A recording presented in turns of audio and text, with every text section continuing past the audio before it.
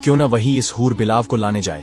आप उसे बुलाकर कहिए कि वह 1 महीने के अंदर हूर बिलाव को लाकर दे, नहीं तो उसे फांसी पर चढ़ा दिया जाएगा। मंत्री ने आगे कहा, महाराज, अगर पहलवान हूर बिलाव लेने जाएगा तो कभी लौट कर नहीं आ पाएगा, क्योंकि हूर बिलाव नाम का कोई जानवर होता ही नहीं है।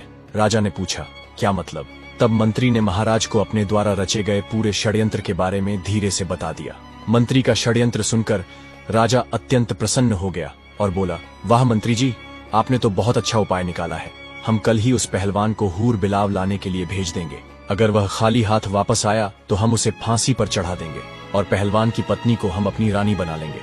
अब तो राजा ने बिना देर किए कुछ सिपाही भेजकर पहलवान को अपने दरबार में बुलवा लिया। पहलवान के दरबार में आते ही महाराज कहने लगे, हे पहलवान, तुम काफी समय से बैठे बैठे वेतन ले रहे हो, लेकिन अभी तक तुमने हमारा कोई काम नहीं किया है। अब तुम्हारे लिए एक जरूरी काम आ गया है। पहलवान बोला, आदेश कीजिए महाराज, मैं अवश्य करूंगा। तब राजा ने कहा, हमें 4 हूर बिलाव और नाम के जानवरों की जरूरत है। उनका तेल निकलवाना है और उस तेल से राजमाता के शरीर पर मालिश करानी है, जिससे उनकी बीमारी दूर हो सके।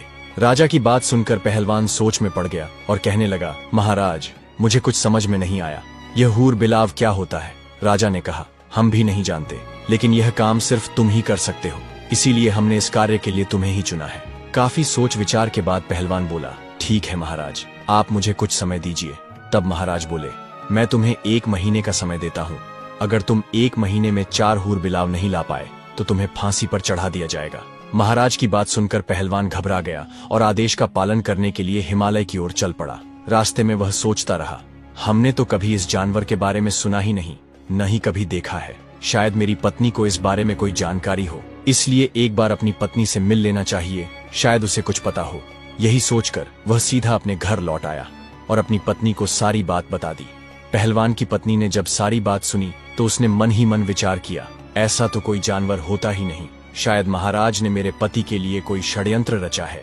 बहुत सोच विचार करने के बाद वह बोली, ठीक है, तुम्हें महाराज ने 1 माह का समय दिया है।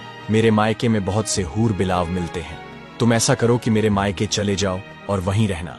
जब तक मैं खबर न भेजूं तब तक वापस मत आना। मैं अपने भाइयों से कहकर हूर बिलाव मंगवा दूंगी। यह बात सुनकर पहलवान खुश हो गया और अपनी ससुराल चला गया और वहीं पर आराम से रहने लगा।